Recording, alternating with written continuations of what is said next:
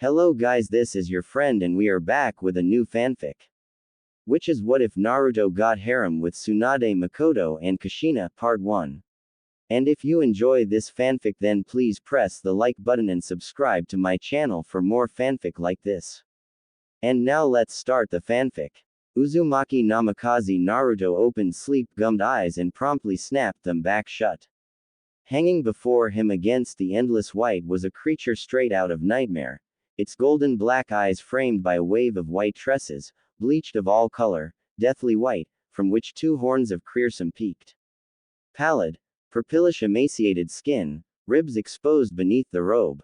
A dagger clenched firmly between its jagged teeth, its lips pulled back in a ghastly grin. He wanted to deny it, to refute its existence, but there could be no mistaking it. Shinigami. Do not close your eyes. Unbidden, the last Uzumaki watched his lids snap open, forcing him to regard the imposing apparition once more. A cold chill shot down his spine at the sight of the specter looming before him, one he quickly quelled. If he was going to hell, then he'd at least face his afterlife with dignity. Oh, it's you. Rise. The Reaper intoned. Naruto grunted, propping himself up on his elbows. So he really was dead, then. Funny. He'd always thought death would have hurt more. Not that his death had been painless, mind you, using the Shiki Fujin to seal away Madara's soul had been anything but painless. He'd known there would be pain, that even should he succeed nothing but hell awaited him in the afterlife. He'd known this from the beginning. It was a tenuous, desperate last reso, and although he'd failed to seal Obito in the bargain, he still considered it a victory. Honestly, it was still something of a miracle he'd even managed to get his hands on one of them at all. With the Jaibi flinging menacing balls in nearly every direction, he considered himself lucky to have accomplished half of his mission at all. Even with an undead, immortal body, nothing could have protected his immortal soul from being plucked from said body and sealed away. Granted, he'd lost an arm and a leg in the process, but a win was a win in his book. Uzumaki Naruto had left the world of the living knowing that, while he may have failed to preserve the lives of his friends and family, he'd managed to take the man responsible for their deaths, with him in the end. He could take some small solace in that fact, at the very least. He was sorrowed to have lost so many, with nothing to bring them back. If I could do it over again. The world as you know it is coming to an end, mortal. The Reaper droned on, dragging out each syllable with the deep double timbre befitting of an entity of its stature. You may have sealed the one known as Uchiha Madara, but his legacy lives on. Already there is an imbalance in the souls I have come to collect. Yours is among them. You think I don't know that? Naruto allowed a single tear to slip from his eye, to plink back into the white, into oblivion. We failed. I failed. The war is over. We lost. Because they had failed. The Shinobi Alliance had been all but decimated. All but the Raikage were dead. Madara might be gone, but Obito had likely gained possession of the remaining Biju by now, his own included. His only regret was that he hadn't been able to try and drag Obito with him to hell. That man deserved to burn in the ninth circle for the crimes he'd committed in the name of his so-called peace. Not that there was anything more to be done about it. If I had another chance. Even with Kurama's power, he wouldn't have been able to stand up to 3 Uchiha at once by himself. His one regret was that despite his best efforts to make it otherwise, his final sight before death had been that of Uchiha Obito, the last sound that of his determined growl that the Moon's Eye plan would come to fruition no matter what he Naruto did, that he'd at most delayed peace, by preventing the world from being cast under an infinite, endless genjutsu. And Konoha. Konoha was gone. What more did the Reaper want from him? Unacceptable. Oh. Naruto creaked open a broken iris, regarding the specter of death with blank indifference. What does it matter if it's acceptable or not? They won. We lost. There's nothing I can do to change it now, so just let me croak already. Besides, it's not like I've got anything left to live for. Kakashi-sensei, Sakura-chan, Ba-chan, Neji, Hinata, Shikamaru, they're all dead. I already know I won't be joining them. You might as well devour it now. My soul, that is. The Shinigami stared at him for a long moment, as though weighing its decision. If it was going to eat him, he just wanted it to be over with already. But the Shinigami did not devour him. Instead, its gaze became aloof and distant, as though it were peering at something many leagues in the distance. There is an imbalance. The Reaper repeated. I cannot allow this to stand. Inwardly, Naruto bit back a groan. He had a bad feeling about this. Can't allow what to stand? The Shinigami rounded on him with a hiss of breath. The Uchiha's genjutsu, was its growling reply as it spun away from him. With so many under its spell, humanity no longer fears death, nor are there any souls left for me to reap. Unacceptable. This transgression shall not go unpunished. White Robes whistled soundlessly as it wheeled around to face him again, golden eyes ablaze. Mortal, what are you thinking in this instant? Hey, your thoughts? The Reaper repeated. I was thinking of, Naruto bristled, the rest of his sentence left unspoken. He'd been contemplating what he'd done wrong, what he could have corrected if he had a second chance. A fresh start, a second chance. At first the Reaper didn't seem to register its words, its unholy eyes shrinking to mere pinpricks of brilliance. Suddenly and without warning, it reached a clawed hand up to its hair and yanked down. Hard. Naruto didn't have a chance to protest, he could only gag as his soul flowed from Reaper's mouth, and into his own, pouring life back into his body. Sensation flooded his limbs as life returned to them, enabling his body to move properly as he wished. This one would ask a boon of you, mortal. Undo what has been done. Hey, I shall return to you the yin chakra of your tenant, bequeathed to me by your father. It decided after a moment's consideration. Be thankful. Before Naruto could protest, the Shinigami removed the knife from its mouth and, without warning, plunged it to the hilt in its stomach.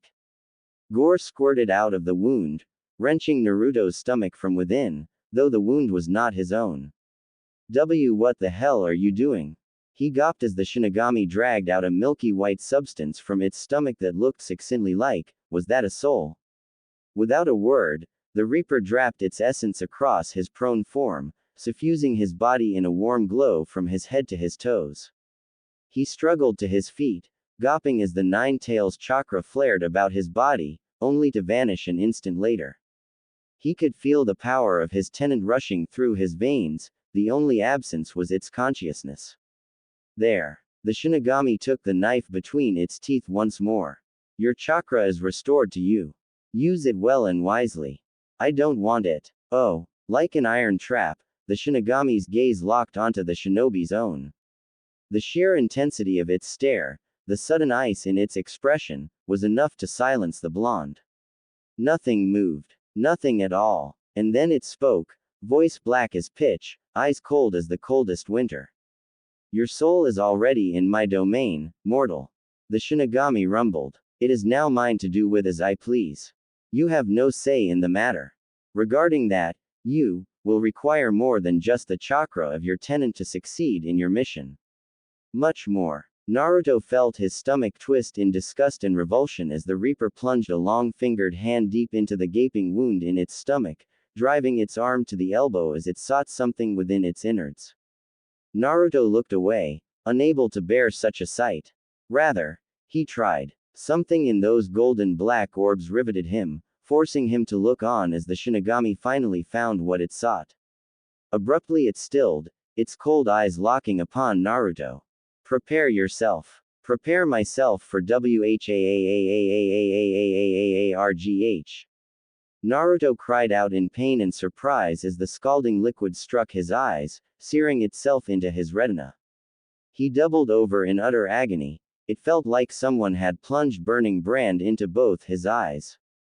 They burned. Oh dear Kami, did they burn? You, what the hell did you just do? He glowered at the Shinigami, or at least, what he thought was the Shinigami. Everything was so blurry he could barely make out coherent shapes. The Reaper laughed. It was a deep, throaty sound. Behold yourself and the blessing I have given you, Uzumaki Naruto. It paused, contemplating. Or perhaps I should call you Uchiha Naruto. The Reaper beckoned, indicating the reflective surface that served as the ground at their feet. Naruto followed its direction and balked alarmed to find a stranger staring back at him. His blue eyes were gone, darkened to almost charcoal, his hair having faded to black as well. His skin was a tad paler than he remembered it being, having lost most of the luster it had gained over the years. It was still his face, whiskers and all, but even as he looked on, those faded, diminished in the wake of this strange transformation.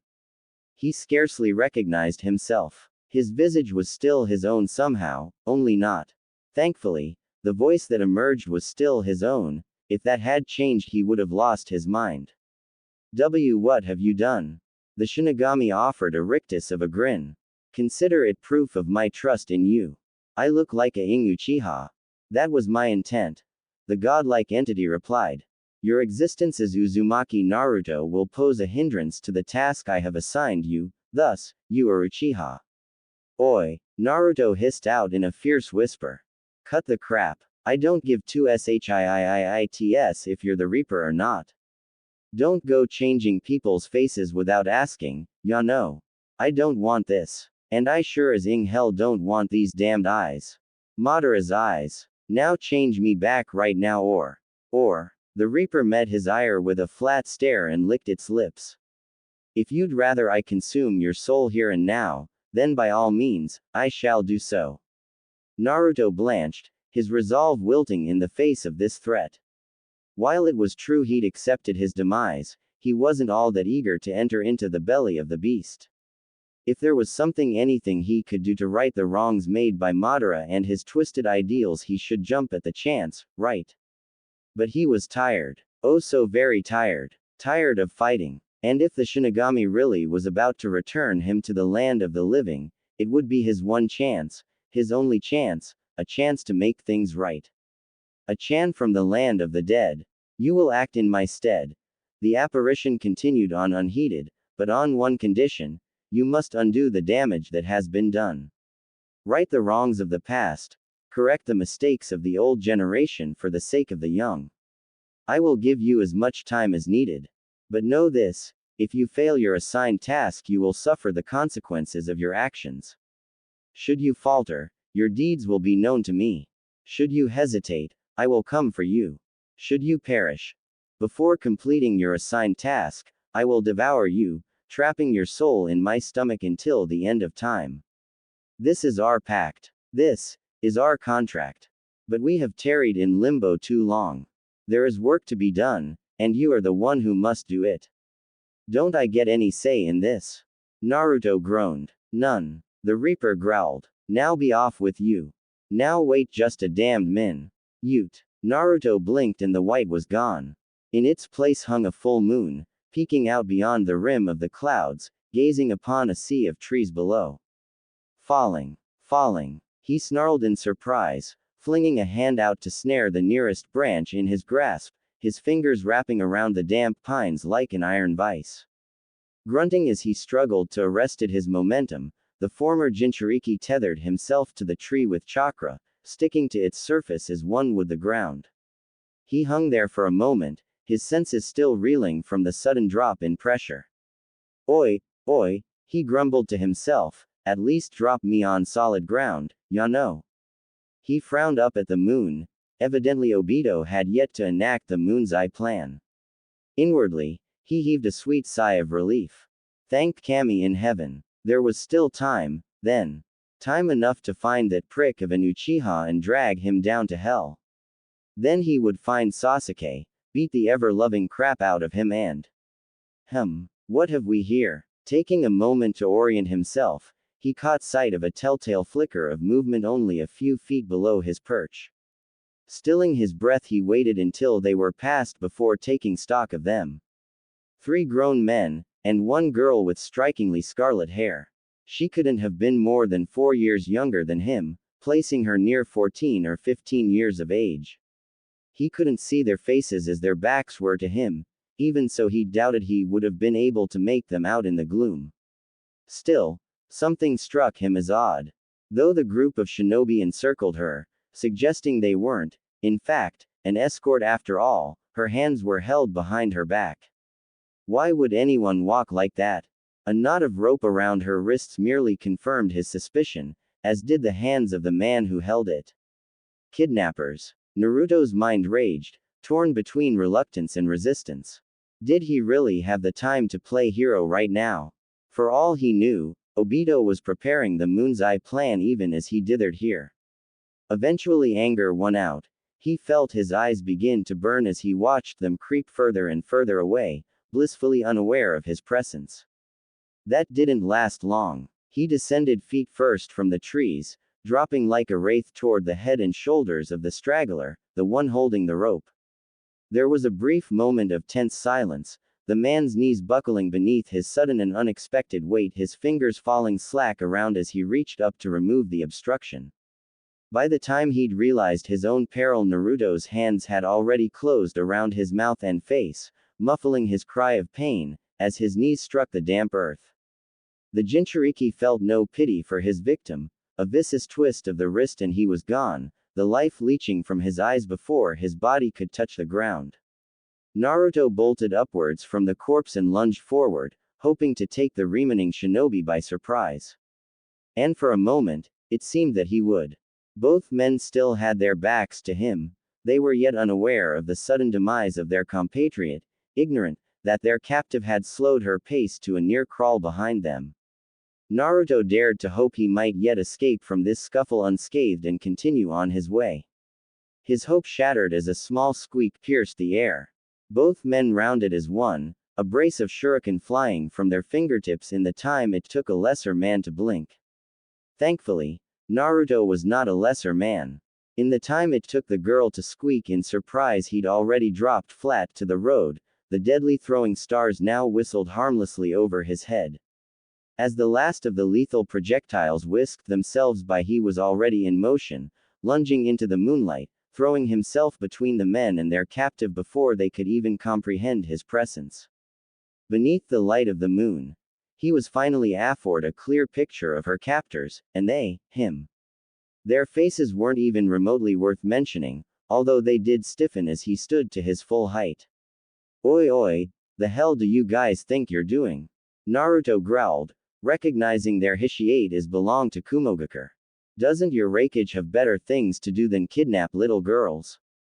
We're in the middle of a war for Crisix." He balked as the two remaining Cloud Shinobi exchanged a glance, took one look at him, then at his Hishiate, and drew their kunai. "Shit, an Uchiha," one of them exclaimed. "Hey, I'm not an." "Kill him," cried the other. A muscle jumped in the blonde's jaw. "Try me." Gua. The last of her abductors toppled backwards, gurgling as he clutched at his now broken windpipe with both hands. Naruto contemplated him a moment longer, savoring his stricken expression, before a roundhouse kick smashed into his now unprotected stomach. A third and final blow put him out of commission altogether, sending his body careening through the undergrowth. Naruto watched him fall and had to visibly bite back a laugh at the ease with which he dispatched his opponents. And to think they called themselves shinobi. Their movements were slow and predictable, it was almost laughable. No, it was laughable. He needn't have killed those two, but with those injuries, they wouldn't be waking up for a good long while. A soft whimper abruptly reminded him of his place. "You Uchiha." Naruto rounded on the voice with an exasperated hiss, his eyes wild, and stopped. The red-headed girl was looking up at him with something akin to shock, or perhaps it was awe. He couldn't be certain of it in the dim light. He was, however, certain that she was looking at him. "Oi, I'm not." He frowned down at her, the words dying on his lips as he caught a glimpse of himself in a nearby puddle. Sinister scarlet orbs stared back at him, ringed by a single tomo in each iris. Sharingan. Naruto bristled at the sight of the cruel crimson eyes, unable to accept that they belonged to him, to the sinister visage staring back at him. So it wasn't a dream after all. The Shinigami really had Ed with his DNA. Apparently that angry outburst earlier had been enough to unlock the vaulted eyes of the clan. Not his clan. Not. Naruto refused to think of himself as one of those stick-up-their Avengers, even with his newfound powers and appearance going hand in hand. "Damn you to hell, Shinigami." He contemplated the quivering kunoichi. She had to be at least a genin for what felt like an eternity. Clearly judging by her hishiate, she was from Konoha. But why would Kumo try to kidnap someone so suddenly? There was a war on, for the love of Kami. What possible purpose could the kidnapping of a single soul serve? Ah, hell, he had to at least try and get her back to Konoha. She didn't look to be in any real shape to make it back on her own anyway. Hey, you alright? He asked. She continued to stare at him, her mouth agape. Naruto took a deep breath and closed his eyes. When next they opened, he saw no hint of the accursed copy wheel in them. Hello? Anyone home? Scowling, he waved a hand before her face, eliciting a slow series of blinks. Doubtless she was still in shock over her recent release. How did you find me? She asked softly. She speaks. Naruto couldn't help but chuckle to himself. As to how I found you, well, I guess you could thank your hair. He didn't feel like explaining to her how he had literally fallen out of the sky. Still, there was something oddly familiar about this girl. But what was it? The eyes, her hair, he couldn't quite place his finger on it. Inexplicably, the girl flushed. You followed me because of my hair. Not just because of your hair. Naruto tried and failed to keep the grin from his face as he poked at her hishiate. Because you're a comrade. You know what they say. Those who break the rules are scum, but those who abandon their comrades are even worse than scum. As he looked on, her cheeks continued to darken, as though heated by a furnace from within. Why was she blushing? Shrugging, Naruto stooped to untie her, slicing through the knot binding her wrists with a simple slice of a kunai. The girl mumbled her thanks and rubbed at her wrists, still refusing to look him in the eye. Strange. She refused to look at him even after he'd saved her. It hardly looked as though she'd be walking back to the village, either. Seeing no other way, he reached down and smoothly swept the genin off her feet as easily as a groom would his blushing bride. That got a reaction out of her. The kunoichi sputtered in surprise, her face flaring a shade brighter than even her silky scarlet hair. Hey, wait a minute, she cried. What are you doing? Isn't it obvious? Naruto couldn't believe her gall. Here he was trying to help her, and still she was being indignant. You can't walk, so I'm carrying you. The girl grew still at this, her large eyes growing larger still. It was as if she were truly looking at him for the first time. What's your name? Uchiha Naruto. He instinctively amended, cursing himself for using that cursed clan name. And just who the might you be, chibi? The girl puffed out her cheeks in defiance. I'm not a chibi. My name is Uzumaki Kushina, Databane. Databane. Naruto dropped her like a hot potato.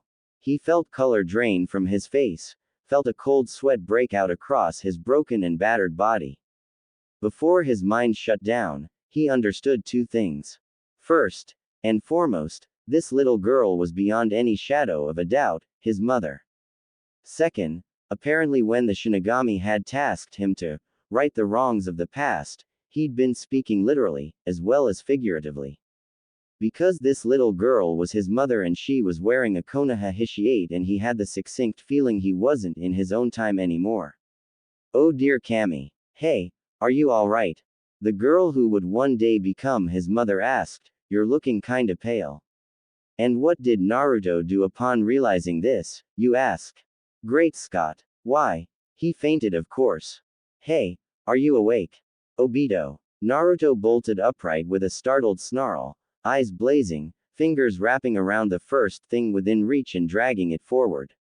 A tiny feminine eep sounded somewhere off to his right, plucking him from the last vestiges of his nightmares at last second.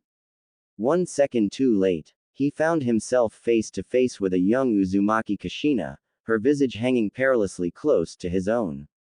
Her cheeks were an incredibly bright shade of sweet scarlet, probably because she was sitting in his lap. Her nose was brushing against his, lips dangling mere centimeters away. Oh, shit. Memories came flooding back, reminding him just why he'd been out cold in the first place. He had fainted. Fainted, because he'd realized the awful truth of the Reaper's words. Righting the wrongs of the old generation for the sake of the new hadn't been a mere metaphor. They'd been literal. At first he failed to understand what he had to gain by going this far back in time, then reality hit. He could fix everything. He wouldn't lose his friends, or his family, nor his parents to Obito. That's right, he would find Obito and, wait, had Obito even been born yet? Naruto-san. Naruto bristled at his mother's words. He'd learned enough about his youth to expect a painful blow in recompense for his temerity. But none came. To his infinite disbelief, she turned her head aside, her eyelids drooping slightly shut in what might have been embarrassment or, wait. Wait just a damned minute. She wasn't expecting him to. Why, you're hurting me, she whispered. Ooh. Naruto forced himself to relax his grip, his teeth sinking into his lower lip until he tasted blood. That was close. Too close. Way too close. He'd nearly kissed his own mother. Although, looking at her now, it was hard to think of her as such, difficult to reconcile this blushing vixen only just entering into adolescence with the woman he'd met inside his seal. Did she already have Kurama sealed inside her, he wondered. If so, did the old fox retain any memory of him? Or had his mind been wiped clean, so much like everyone else? He ruthlessly resisted the urge to inquire about his former tenant. He knew from experience just how bitter the life of a Jinchuriki could be. Hey, Naruto glanced down at his mother, mildly alarmed to find her still chewing on her lower lip, squirming restlessly in his lap. Just how long do you intend to hold onto me like this? Once more, he silently suppressed the urge to panic. Although he had loosened his grip on Kushina's hand, he still hadn't let go of her waist just yet. Well, damn. Naruto forced himself to retract his arm, allowing the kunoichi to skitter backwards and out of arm's reach. Sorry, he muttered. Determined to distract himself, the Uzumaki turned Uchiha hazarded a glance at their surroundings. Taking in the small clearing they had apparently made camp in, the warmth afforded by the small fire burning behind served as their sole source of their illumination, thrusting their shadows against one another at odd angles. As he looked on, the flames flickered and grew dim. They couldn't have that now, could they? Drawing a deep breath in his lungs, he molded some chakra in his stomach, forming a single seal with his left hand. Kushina's gaze flicked toward him as he did so. Kaden. Without another word, he exhaled, expelling a thin stream of flames into the flickering blaze. Burgeoned by the fire, it leapt to life, brightening their surroundings considerable, a marked improvement on the dim lights offered earlier. When he returned his attention to the clearing, he found the kunoichi staring at him. Arigato, Kushina whispered, wringing her hands together. Naruto titled his head to the side, the universal way to go, huh? But the kunoichi only flushed ever darker. Ha, she exclaimed, her face flush with anger. I'm trying to thank you for saving me back there, Databane. Well, excuse me, Dadbao. Naruto couldn't help himself. The words alongside his verbal tick fled from his lips before he could stop them. Kinda hard to tell when you're shouting at me, ya know. At these words Kushina stiffened, her eyes bulging so large, her son was certain they'd fall right out of her pretty little head. Crap. Naruto's mind scrambled for an explanation, desperate to explain his verbal tick before his mother had a chance to put two and two together. Oi, it was so ridiculous that Kushina could not hold back her laugh. When was the last time she had laughed? Certainly not since she'd come to Konoha, not since she'd become a genin. For a moment, Naruto looked at her like she was nuts, but when he realized she was laughing at his comment and not at him, he grinned. Inwardly, he was taken aback. He'd been expecting confusion, not laughter. Ha! Kushina covered her mouth as she snickered, fighting back another fit of giggles. I thought I was the only who did that. Never thought I'd hear it from an Uchiha. Despite himself, the former blonde sweat dropped at the girl Fro would one day become his moth.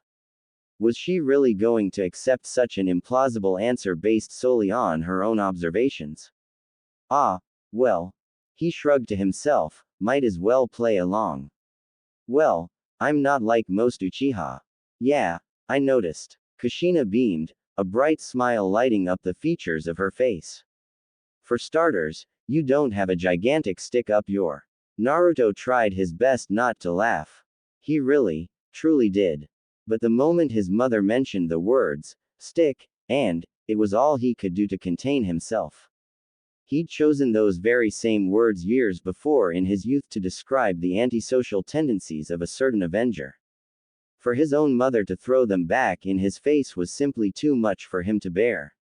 He snickered, Sharingan flaring anew, in response to the sudden emotional outburst.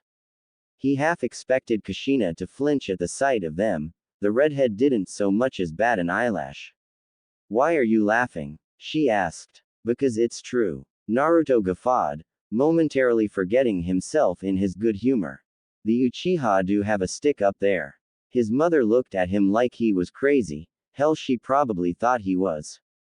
Hey, that's your own clan you're talking about there, Tte Bane. Yeah, Naruto's laughter stilled in his throat as he caught sight of himself in a nearby puddle, gazing upon his reflection with intent. He cut an imposing figure in his Junin uniform. Although he still loved the color orange, the war had been particularly unkind to his old jumpsuit, forcing him to give it up long ago. Before he'd lost everything, he pushed a hand through the shaggy raven mess that was once his blonde hair, idly marveling at the man who stared back at him. Having been promoted to Jonin shortly before the Jyabi laid waste to what remained of Konoha, he'd garnered a considerable repertoire of ninjutsu, in addition to his already countless odd variations of the Rasengan and Rasenshuriken. Looking at himself now, he couldn't help but wonder, would he still be able to use them? Would his contract with the Toads exist in this time? Would he be able to use Senjutsu? Hiraishin. His reflection offered a nervous smile in recompense for his temerity. But it was his pair of blazing bloodline orbs that riveted him. Instead of a single mark in the Sharingan, as he'd seen before, a pair of twin tomo circled angrily in each of his eyes, spinning with such speed they seemed little more than a black blur. He quelled them with an effort, but calming his troubled mind, did not prove nearly so simple. What the hell was going on here? He was certain there'd been only one tomo the last time he had looked, now there were two. Granted, he knew precious little when it came to the vaulted eyes of the Uchiha clan. What he did know came from mostly second-hand knowledge, and Kakashi-sensei. For a Sharingan to simply gain another tomo without cause was unheard of. Then Naruto remembered to whom these eyes belonged, and suddenly, everything made sense. Madara's eyes were evolving on their own. They had to be. There could be no other explanation. A sudden thought chilled him to the bone. If they were indeed evolving of their own accord, would they become the dread Mangekyo Sharingan on their own? Once if he gained that, it was only a matter of time until he became blind. And, thanks to his situation, he lacked a sibling or parent to swap eyes with. Naruto-san. The former blonde blinked, jostled from his reverie by Kushina's concerned expression. Naruto, he replied. Just Naruto will do. His mother flushed. Then Naruto, may I ask you a question? Shoot. How old are you, if you don't mind me asking? Naruto nearly fell over. 17. He answered, yielding his true age without thinking. I'll be 18 in a couple of months. Assuming I don't get myself killed before then, he added to himself. My turn. He peered at her a moment, his eyes intent. You're, let me guess, 13. 15. Kushina shot back. My birthday was last week. Naruto managed a weak laugh. Happy belated birthday. Her anger seemed to abate a bit at that, her gaze softening as she looked upon him. Quote.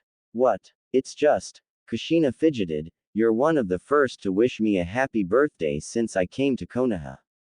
Ha. Naruto tilted his head aside, struggling to remember what little he did know about his mother. You've gotta be kidding me. No one's wished you a happy birthday. Kushina bobbed her head in acknowledgement to his words.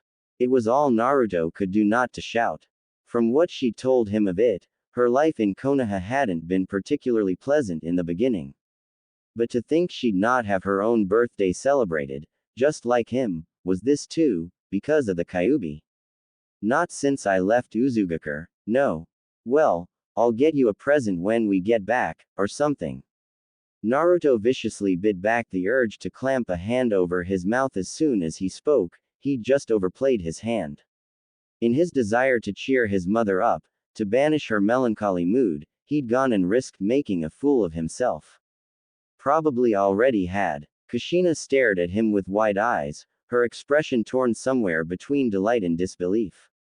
Eventually she seemed to settle upon the former, much to Naruto's eternal chagrin. You know what? She decided suddenly, I'm going to hold you to that. Especially since you're only the second Uchiha to be this nice to me. Who was the first? He wondered aloud. Mikoto-chan. Kushina brightened as soon as she uttered the name.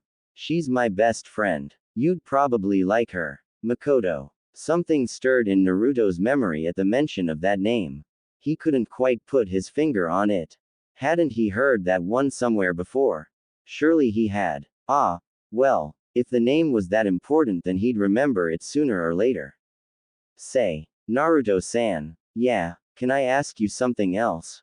What is this? 20 questions. Naruto laughed lightly. It was so damnably strange talking to a younger version of his mother. That didn't mean he wasn't enjoying himself, though. After the horrors he'd endured with the Fourth Shinobi War, it was a welcome relief just kick back and relax, even if only for a little while. At her crestfallen expression, however, he waved her on. Promise you won't laugh. I just single-handedly saved you from 3 enemy shinobi.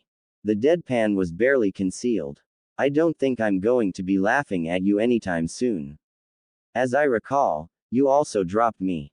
Kushina pointed out scathingly. You also fainted the minute I told you my name. Sorry for that. Naruto flushed in embarrassment.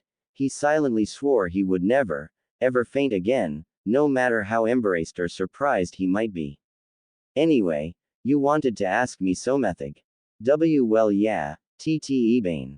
Kushina leaned backward on her haunches, looking anywhere but at him. But this is just out of curiosity. Naruto's sweat dropped. He didn't recall his mother ever being this evasive. Is there supposed to be a question in there? Alright. The genin shook her head, her cheek burnished a sweet shade of scarlet. I'm just going to come out and ask. Naruto steepled his fingers and laid his chin upon them, doing his best to keep the smile from his face as she struggled to formulate her inquiry, his own embarrassment forgotten. Do you have a girlfriend?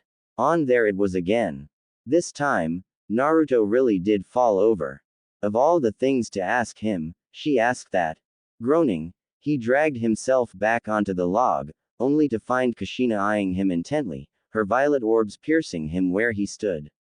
Damn it. Though she was easily 2 years his junior, he found he just couldn't bring himself to deny her when it came to questions such as these. He could have lied to her, vehemently denied it, but in the end, he chose the truth of a different sort. And no, he admitted, the words burring in his throat. I don't. Not anymore. Another half-truth. He'd led a brief and tenuous relationship with Sakura sometime after the war broke out, one that had begun shortly after Sasuke's death and ended far too quickly. Cut brutally short by her death at the hands of Uchiha Obito only a month later. Yet another reason Naruto was looking forward to tracking down that Tsunade bitch in this time and wringing the life out of his lungs. If that made him a murderer, then so be it. He just couldn't bring himself to forgive that for killing the only girl he'd ever loved. Oh, she must have seen his murderous expression, because the inquisitive lilt faded from her eyes. I'm sorry. She sputtered. I didn't mean to. No, don't be. Naruto shook his head. It happened a long time ago. I'm over it. No, he thought with a pang of regret, he was not over it. Sakura's death still cut him like a knife at times. They could have had something special, something wonderful. That month, brief though it might have been, had been the best month of his life. They'd been each other's first. There had been talk of starting a life together, of raising a family, when their war was finally over. And then Obito gutted her like a pig. He would never forgive him for that. Never. Naruto was normally a peaceful person most of the time he was undertaking this, for that very reason, but for that man, he would make an exception. A very painful exception. Was she special to you? Kushina asked with renewed interest. Now that she knew he wasn't angry with her, she seemed intent to milk him for every little detail. Naruto was happy to oblige her. It was always better to focus on the happy times than the dour, after all. Yeah. Naruto felt a wistful smile tug at his lips. She was. What happened to her? She died. Kushina flinched. Naruto didn't blame her. Not their baka. That tickles. Even now, he could still hear her laughter. He felt his heart lurch a little bit. Although Sakura had long since passed, the pain of that passing still surprised him sometimes. It was like a punch in the gut. A soft touch on his sleeve drew his attention. Naruto blinked in surprise, startled to find Kushina's hand resting on his own. I'm sure she loved you very, very much. Naruto bit back a laugh. Ironic, that he was the one being consoled here. By his own mother. She didn't press him for details and she didn't tell him how sorry she was for his loss. She didn't berate him for pursuing the path of revenge in the first place. Since rescuing her only hours before, she had not even tried to pester him about what his true intentions were, which was more than a little puzzling. She just looked at him, with those overlarge violet eyes, and held his hand. She was just there, supporting him in silence and not asking anything of him. Mystified, Naruto felt like she understood a little of what he was saying. He found himself intertwining their fingers just to see what it felt like. Yeah, he said. After Sakura's death, the only time he really came into actual physical contact with other people in the future was when he was fighting them. That had been life with the Fourth Shinobi War. That was the life he'd lived after losing his love, a life full of loneliness and distrust. It was all he'd known for the last year of his existence. Feelings like those didn't fade away overnight. Must have been my smoldering good looks, he muttered to himself, reflecting on his change in appearance. It was difficult to accept he was here, trapped in the past, in a body he barely recognized as his own. Difficult but not unacceptable. Now that he was here, could change things for the better, correct all those mistakes made, help all those who suffered. But he had to be careful. If he changed too much, if he altered the timeline with impunity, he might wipe out lives that had yet to be born. Although he was still struggling to find a way to go about that. Come on. She rose and tugged on his hand, indicating a pair of sleeping bags she'd laid out near the firelight. You should probably get some sleep, Tte Bane. We're going to have a long walk back to Konoha in the morning. Yeah, he said again. He allowed her to guide him off the log and they broke their contact as they started walking. Her long crimson swished behind her with each step, drawing his attention. It almost seemed to glow in the firelight, like the color of blood. He thought it was beautiful. He'd always envied not having his mother's pretty crimson hair. It was all he could do not to reach out and touch it. Just a little. By the way, I think you are. Kushina spun to face him abruptly, tresses twirling about her in a curtain of scarlet. Naruto stiffened, his hand frozen in the process of reaching out toward her. He asked. Handsome, I mean. The Uzumaki turned Uchiha chuckled, his spirits restored. He didn't mind accepting a compliment from his mother. Is that so? Kushina beamed at him, and her smile was like sunshine in the warmth of the fire. Let's get some sleep then, shall we? She turned in place. We're pretty far from the border, I think. We should be safe here. Her gaze flicked toward the flames in an unspoken question. Naruto nodded, stepping past her, eyes narrow with intent. I'll put out the fire. Without even thinking, he flicked through a simple set of seals, drawing chakra into his stomach. Not for the first time was he grateful for expanding his repertoire of jutsu. Sweeten. Miserapa. With a brief exhalation, he doused the flames with water, soaking the roaring blaze to its core. Allowing his eyes to adjust to the blackness, found that Kushina had already begun to tuck herself into the nearest sleeping bag, the smallest of smiles dancing on her lips. What? Oh, nothing. He could have sworn he heard her whistle in the gloom. It's just, that makes 3 now. Wind, fire, and now water. Naruto allowed himself to arch an eyebrow, so Kushina had seen him use that wind jutsu during his earlier scuffle with her 2 captors. Just how chakra natures do you have? Well, I'm a very skilled shinobi. Question mark. A flicker of motion in his paraphils brutally derailed his words and the train of thought, shattering his good mood like so much glass. Naruto frowned, his gaze shifting from Kushina, sliding across the clearing, tracking with the mombement. There, lingering just beyond the light of the fire. A shadow. But not just any shadow. Human, crouched low and toward the brush, obviously intent on remaining hidden. A shinobi. Shit. Naruto gave no outward sign that anything was wrong, he merely kept his gaze trained on Kushina, all the while eerily aware of their soon-to-be attacker closing in behind them. It was only when he caught sight of the telltale flash of a Kumogakure Hishiate that he permitted himself a soft snarl. Shit. Shit. Naruto. Kushina said his name, but she may as well have whispered to him for all the good it did. His mind was already working, trying to figure out where he'd gone wrong. Shit shit shit. He cursed himself for not realizing it sooner. Shinobi always operated in a 4-man cell. Always. He'd taken out 3 of them guarding Kushina, which meant the 4th had likely been on Rakan at the time. Well, if he thought he'd get him with his guard down, he would be sorely disappointed. Slowly, the man pulled what looked like a giant shuriken from his back, committing a few precious seconds to drawing the ungainly weapon. A slow smile plucked at the corners of Naruto's mouth.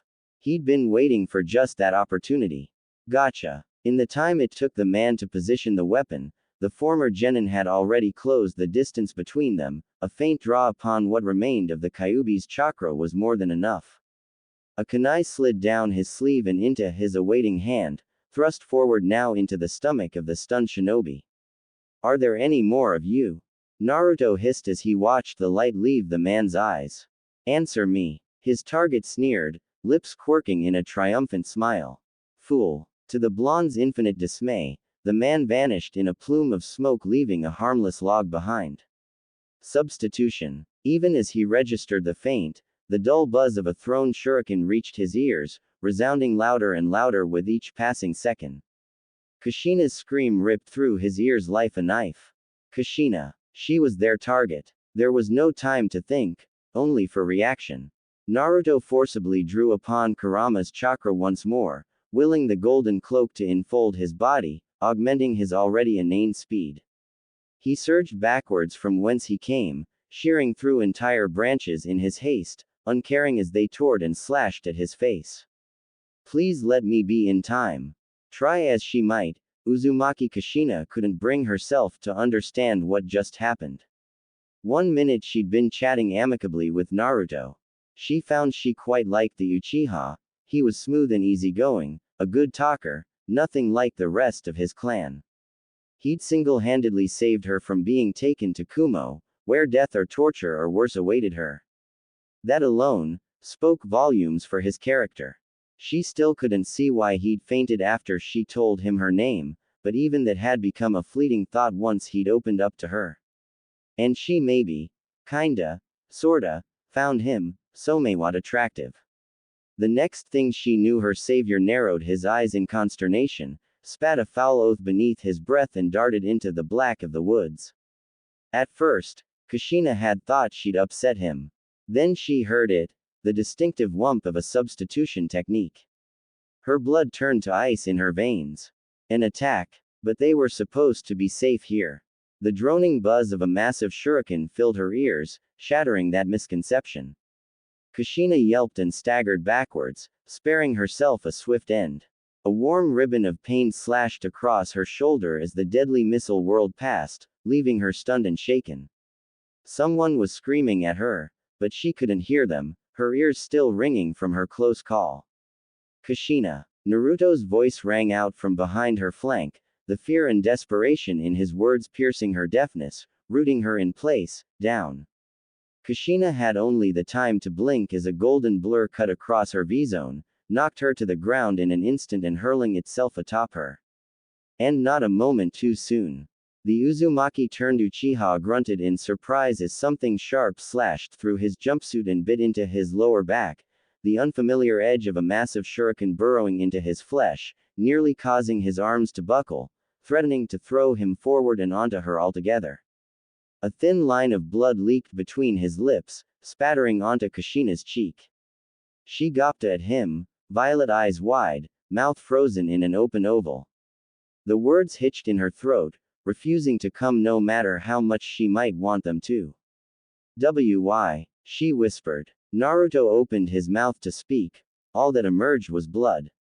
"Baka Yuru," he hissed through clenched teeth, "you act like cough I needed a reason to save ya." His lips quirked in a pained smile. "After all, the same as me. When he bit off the word, lost my parents, no one ever complimented or recognized me. Being the bad student I was, I screwed up a lot during class on purpose, because I wanted to get everyone's attention. It didn't matter if they laughed at me, or cursed me. I couldn't get anyone's attention when I tried, so I acted like an idiot. It was like I was an outsider. You know how that feels, right?" She did know how that felt. For the longest time she'd thought herself alone. Mikoto was one of her only friends, even so, she was oft on missions and couldn't be there for her when she needed her the most. Like now, for instance. Now as she lay there, helpless to do anything but watch bitter tears well in his eyes. "It was tough, right, Kushina?" he asked. "You were lonely, right? I'm sorry. You shouldn't have to feel that way. I'll try to do something about that, this time around." Kushina's heart nearly leapt into her throat as he slumped forward, falling atop her, collapsing into her arms like so much dead weight. She wanted to weep as his eyes slid shut. Had he just died in her arms? No, he couldn't die, not here.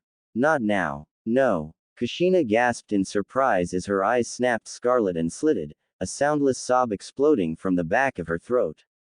She knew Kyubi was taking advantage of her emotionally unbalanced state, using this chink in her armor, to take control. Even so, she couldn't bring herself to stop him. Couldn't, as her hair stood on end, the crimson cloak creeping across her body, sheathing her like a second skin. Hate. She couldn't think of anything else. She hated fate, loathed it, despised it for giving her someone special, someone she could talk to, and then just as swiftly wrenching them away in the blink of an eye.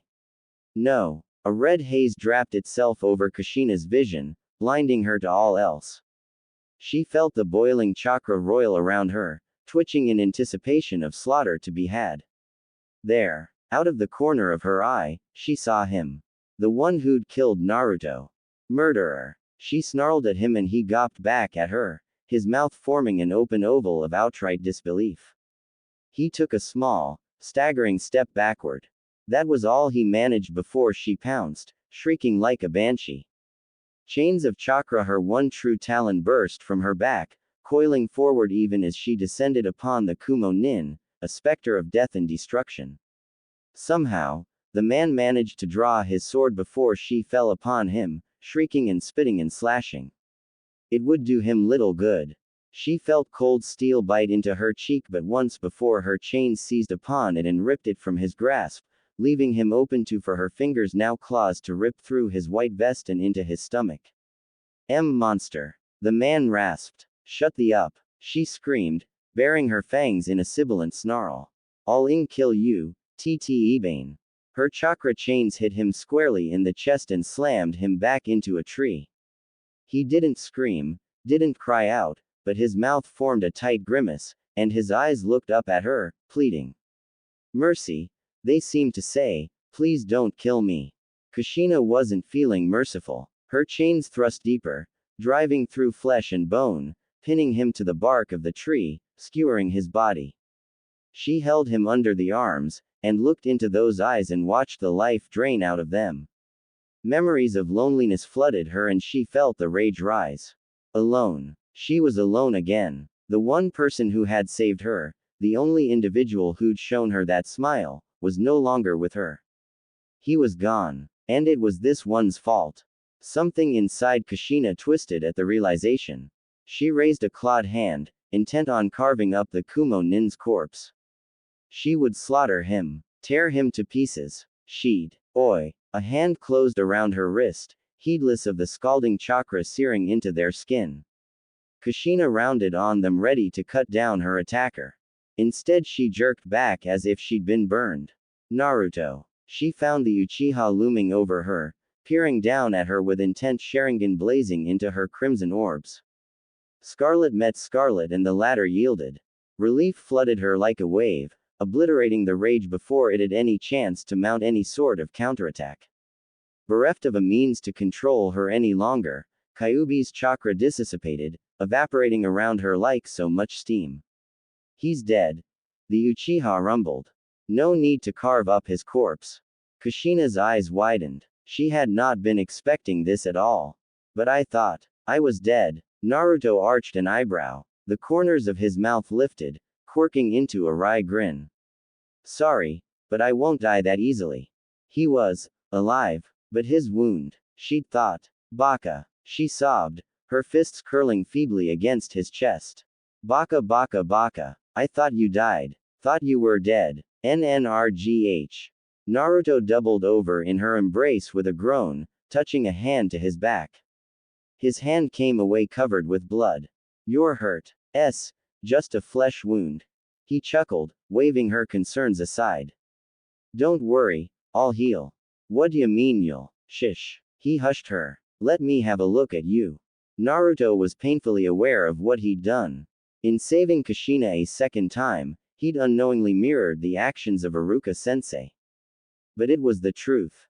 His mother was the Jinchuriki of the Kyuubi before him, she had already suffered torment before it was sealed inside her. He felt a touch of guilt, at feigning his death back there, but he'd had no choice. That shuriken had been coated with poison, it had take time and a sizable portion of Kurama's chakra to purge it from his system. But now he knew for certain. He need no longer ask Kushina Uzumaki if she was currently the container of the 9 tails. Now he knew. You saw that, huh? She seemed almost sheepish. I did. Naruto could already feel his back wound closing, evidently he'd retained his tenant's regenerative properties. His hand, however, proved to be another matter. He'd grabbed onto Kushina whilst she was wrapped up in Kurama's chakra, that one wouldn't be healing anytime soon. But that was neither here nor there. He'd expunged the poison from his system, he had to make certain Kushina, been able to do the same. Slowly, so as not to startle before. Hold still. He placed a hand to her cheek, another to her shoulder, his palms radiating green light. You've been poisoned. I need to draw out the venom. Sakura had, at his insistence, taught him some of her medical ninjutsu. He absolutely ed at it most of the time, and it drained his chakra like no tomorrow, but he at least knew enough to safely neutralize foreign toxins. She squirmed once she saw the ravaged state of his hand but complied all the same. Do you hate me? She whispered as he tended her wounds. Her words were soft, forlorn. He would hate her. Just like everyone else did. Everyone except Mikoto, and even she didn't know the truth. What's this all of a sudden? You saw it. Kushina pantomimed a gesture at her stomach, unable to quell the hopelessness starting to swell inside of her. What I have, inside me. I'm a monster, hey. She cried out in surprise as the Uchiha seized her by the shoulders and shook her roughly. His coal-black eyes were dyed with chakra, flaring the distinctive crimson color of his clan. His chakra, it felt cold. Like she was looking at someone else, staring into the eye of a complete and total stranger. His tomo entranced her, spiraling hypnotically before her face, little more than a blur before her eyes. He gripped her tighter still, shoved his visage dangerously close to hers. Never, he hissed, words rough with anger, call yourself that again. But I, never, Naruto growled, his tone left no room for argument. Why the hell would I hate you for something you're not? At his words, Kushina felt herself begin to break, all the barriers she'd built in her mind come crashing down around her ears. When the tears came, she couldn't stop them. This was all too much. Too much to hope for, let alone dream. In the span of only a few hours, her life had gone from a lonely little existence to this. This. She hadn't expected anyone to look for her to begin with, let alone rescue her, and all because of her hated crimson hair. Arigato, she whispered, hugging him tightly, burying her face in his chest in a vain effort to hide away her tears. Thank you so much, Naruto-kun. She felt the tension ease from his shoulders as she held him, felt him relax albeit marginally into her arms. His heart thudded warmly against her ear, a soft, reassuring rhythm that promised her all would be alright. A sudden swirl of leaves broke that promise. Kushina felt words leave her as a young man of roughly 15 years or so emerged from a body flicker. His shaggy blonde hair framed cold blue eyes, eyes that told the world he'd come here been expecting a fight. She felt her heart lurch at the realization. Minato had been following her, too. He'd come to save her. But he hadn't been expecting someone to beat him to the punch. To her, she watched the emotions flicker over his face, confusion, suspicion, sadness, and anger. It was gone too quickly for her to tell. Kushina, he paused as his eyes fell upon Naruto, and her close proximity to him. His face fell. It seems I'm interrupting something. I can always come back later if you'd like. Minato. She sputtered in surprise, scrambling to her feet. When did you? Naruto scrubbed his hand against bloodshot eyes, silently fighting the urge to simply pass out. Because this had to be a dream. It must have been a dream. He had to forcefully slow his hammering heart. Both his mother and father were standing before him, arguing. It took everything he had not to embrace them on the spot. He chose to maintain his silence as the pair conversed, Kushina explaining all that happened between Naruto's arrival and Minato's. When she finished, I don't think we've met. His father smiled wanly, extending a hand. I'm Minato. Naruto. He clasped the youth's hand and shook, not trusting himself to give away his true surname, not at the moment. Uchiha Naruto. Uchiha. Minato's head tilted to the side slightly. I thought you looked familiar. Familiar. You must be mistaken. Naruto put on his best poker face. I've never seen you before in my life. No, I'm sure I've seen you somewhere before. Minato argued. Look, I don't know what you're talking about. Naruto emphasized with a shake of the head. Minato, will you stop arguing with him, Tte-bane? Kushina snapped at the both of them. Naruto-kun saved my life. So stop pestering him. Both boys bristled but for entirely different reasons, though they each knew better than to risk the wrath of raging redhead. Minato seemed more hurt by it than anything else. Naruto simply sighed in disbelief. He was amazed with his own ability to keep a mostly straight face upon seeing his mother and father. If he hadn't met them previously in his mindscape, he probably would have been acting like total fanboy right at the moment. Thankfully he had grown up in leaps and bounds during the course of the war, and knew how to keep a straight face when he really needed to. It was perhaps a bit easier to deal with than it would have been otherwise considering he was currently older than his future father and mother. Of course, his screwed-up DNA probably kept them from recognizing the similarity, too. Shall we move on? He indicated the horizon. The sun was just now beginning to rise. It looks like we won't be getting much sleep after all. The next afternoon, as they reached the gates, Naruto nearly facepalmed from frustration. The return trip had been fairly uneventful. Therein lay the problem. He'd felt his father's eyes boring into his back for most of the way, and while the two of them remained pleasant with one another, he couldn't help but wonder if he'd done something to irk him. Kushina, on the other hand, practically glowed. She'd kept him occupied the entire length of their travels and such, proving a welcome distraction and conversation. It was almost like having a little sister. While he knew rescuing Kushina had been the right decision, he still wondered if he should have waited, for his father or someone else to swoop in and save the day. He'd acted recklessly and without thinking, and possibly already altered events beyond his control. But no, his true frustration stemmed from the keen look both guards were giving him at the gate. Clearly they recognized Minato and Kushina, but Naruto, not so much. And well within good reason. He'd been so wrapped up in his plans to change the future that he'd failed to recognize a fatal flaw in the present. Naruto did not exist in Konoha. To make matters worse, he was still wearing his old Hishiate. If someone were to stop him and ask who he was, if someone did not recognize him, he was toast.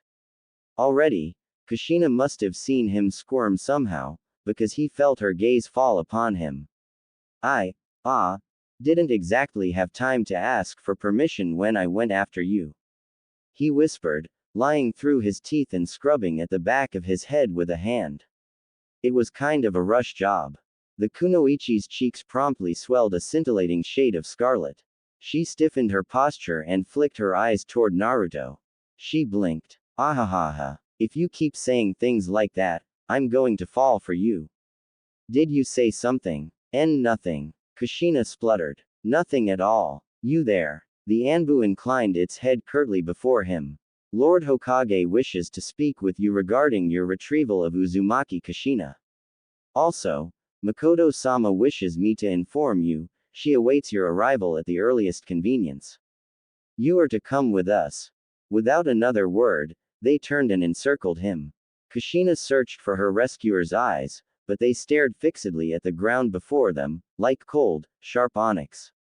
She felt her chest twist uncomfortably at the sight. Whatever the Anbu had said must have badly rattled Mikoto-sama. Naruto's first instinct was to decry the words, to deny that he was an Uchiha.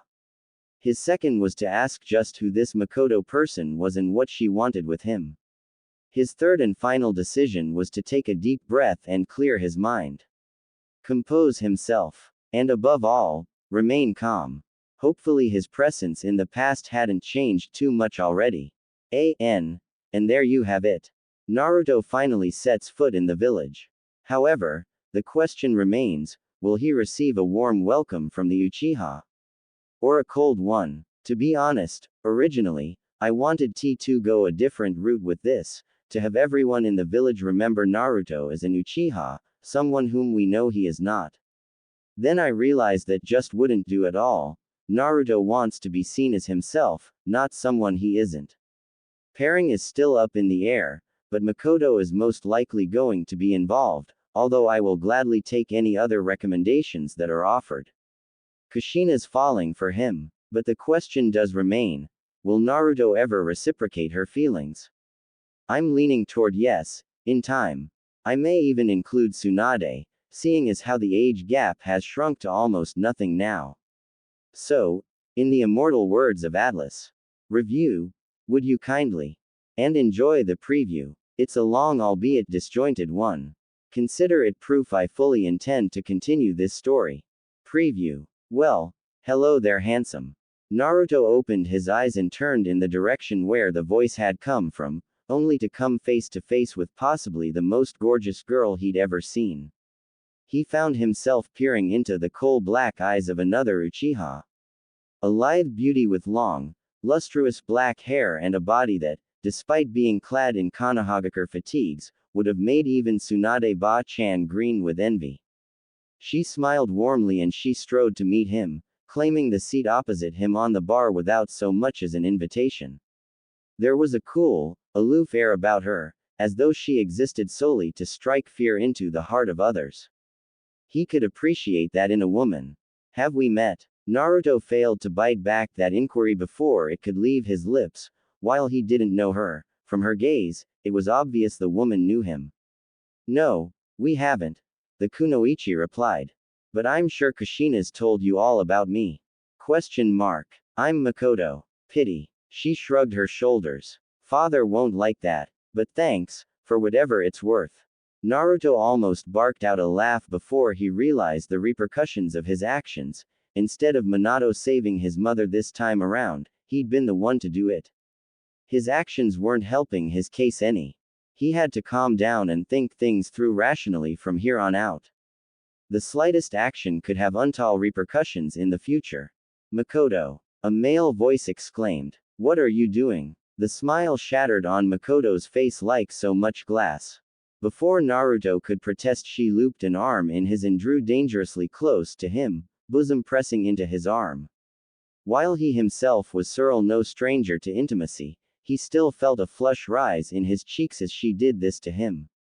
He was, after all, only human. At her. Play along. She hissed in his ear, mere moments before a stern-looking man appeared via Shuzan. What is the meaning of this, Mikoto? He demanded. What does it look like I'm doing, Fugaku? She smiled, scooting closer to Naruto. I thought I'd introduce myself to our long-lost clansman. Naruto nearly dropped his chopsticks. He knew that name. In his youth before the massacre, he'd gotten into enough trouble to learn it well, having often found himself before the man's desk to be brought to the clan's so-called justice for his pranks. Just as he knew this man would someday be the father of Sasuke and Itachi. His left hand twitched with the sudden desire to kill this man. After what Sasuke had done, he'd be doing a world of good by ending his father's life. This fool, Fugaku scoffed. He's no kin of ours. He just walks in here and claims to be one of us. For all we know, he could be an enemy spy. Snick. He blinked in surprise as a thin red line opened across his cheek. Naruto retraced his hand, having been the one to throw the kinif with deadly accuracy. Care to run that by me again? Kami, I am so sick of him. Mikoto groaned the moment he was out of earshot. All he does is prattle on like an idiot. He is an, isn't he? Naruto muttered into his drink. Mikoto shook her head, raven tresses swaying from side to side. That's not it. I'm the representative of the whole clan. If the clan is in a bad position, I must protect it. I'm an only child and my father isn't getting any younger. So the job of looking after the clan must be left to me. My father is the supervisor of that job, so that's probably why he pays so much attention to me. But with conversations between us alone. Today, when Otu-san spoke with me, he spoke of you, and what you did for Kushina. You were bold, reckless, not a thing like Fugaku, not even in the slightest, and because of that, I think he's a bit jealous of you, frankly. Naruto groaned. Well, isn't that just lovely? Kaden. Fugaku snarled. Gukaku no Jutsu. Naruto balked as the stream of fire gushed toward him. Unbidden, the memory was there, hand signs and all. Naruto reeled as a wealth of information flooded his mind. It was as if every jutsu Madara had ever seen, ever mastered, was now his own. And he knew just which one to use. Steeling himself, he drew in a deep breath, kneading the chakra in his stomach, giving it shape and form. If one wanted to extinguish a flame, they need only give rise to an even more powerful inferno, by which they might overwhelm and extinguish it. Fugaku must have sensed the sudden movement of chakra, because his eyes bulged. That's Kaden. Naruto spat. Goka Mekyaku. Great fire annihilation. He exhaled mightily, expelling all the chakra he'd been stoking in his lungs. Everything will be fine, everything will be fine, everything will be fine. Naruto chanted the words like a mantra in his head as he drew nearer and nearer to the Hokage's office, Anbu honor guard in tow. More like an escort. The old man probably didn't want him bolting the first chance he got. Naruto didn't blame them. After all, he had shown up with little to no warning, rescued their Jinchuriki, brought her back to the village, and then marched right in their front door. It certainly didn't help that he was dressed like a leaf shinobi. Kami, he was going to have fun explaining that one. Even more so his newfound appearance. On one hand, he could simply have them bring in a Yamanaka was Inoichi around at this point, to examine his mind and memories. On the other hand, Naruto wasn't all that certain he wanted to reveal whether he was from the future just yet. Already his presence here had far-reaching complications. He was painfully aware just how incredibly he might have edged things up between his parents by rescuing Kushina before Minato had a chance to intervene. But that was why he was here, wasn't it? To change things, prevent the future from ever coming to pass. Not if you erase yourself from existence in the process, Baka Yuru. His common sense smacked him upside the head. Naruto cringed at the thought. Although, it also made him wonder. What would have happened if his mother and father never got together to begin with? Well, he wouldn't exist, for starters. And if he never existed, then Obito never attacked the leaf. And if Obito never attacked the leaf arg. Major headache. Naruto frowned, his pace slowing almost imperceptibly as he mulled the matter over. His guards didn't like that. Not one bit. Keep moving, outsider. One of the Anbu elbowed him in the back, forcing him to keep up.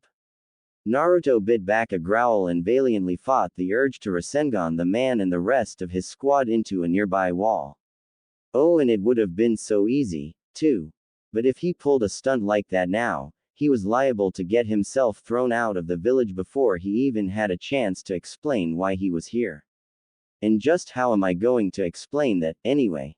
He wondered. He did his best as they drew close, mentally preparing himself for what lay on the other side. No fainting. Check. No spazzing out. Check. Cold sweat. Check. Just as he was about to set foot into the Ofifs and prepare himself for the lie of a lifetime and possibly the most epic fail in existence, a cold hand settled upon his shoulder. Hold, mortal. The Uchiha nearly jumped out of his skin. Because there, hovering before him in the black, was a face he'd hoped to never, ever see again. The Shinigami. Naruto opened his mouth to voice a reply, only to realize the guards around him had ceased moving. Everything had ceased. Time itself had stopped, the colors of the world having faded to a grim black and white. They were alone, frozen here in this moment of time. Thousands of thoughts ricocheted in his mind, countless words sought to leave his lips as those dread eyes peered out at him from within macabre grin. In the end he settled for one. You. The Reaper inclined its head minutely. Well met, my emissary. That brought Naruto up short. Wait, what? He frowned, and not just at his newfound title. You still remember me? His reply was met with a frown and a snort. I am the god of death, boy. Did you not think I would leave you unsupervised when the fate of the entire world is at stake? Well, kinda. Snorting, the Shinigami shoot its head. Even then those eerie eyes never left his, not even for a minute. I thought I ought to inform you of something before you continue on your quest. And before I speak, I should caution you, do not panic. It paused for a moment, and when it finally spoke, its response was stern, almost stoic in its reply. The you, as you know yourself, has already ceased to exist.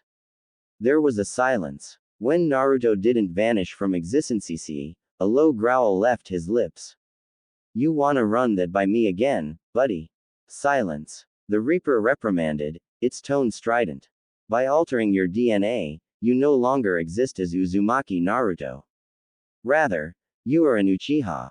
You already know this. What you do not know is thus, all traces of your former self were eradicated the moment I first laid my power upon you in limbo. Naruto blanched. He didn't like where this conversation was going. Please tell me that doesn't mean what I think it means. Shinigami nodded. The old you may yet still be born in this timeline, but any effect his existence might have had upon you has been nullified, my emissary. At Naruto's continued silence, the Grim sighed. Perhaps I am over-explaining. Allow me to simplify. Say something foul were to befall Uzumaki Kushina, that she were to die, say, at the hands of an enemy shinobi. Were that to happen, even were your mother to perish, and those last traces of your old self eradicated, the you, as you now know yourself, would still continue on to exist. Do you understand? He could feel a headache coming on, but the Uzumaki turned Uchiha nodded anyway. Just what the hell did you do to me? Naruto hissed. Not just my face, not just my DNA, but even my destiny. I barely recognize myself anymore. I made a wager against fate. I believe you mortals call it a gamble. The Reaper chortled then. It was a deep, throaty sound.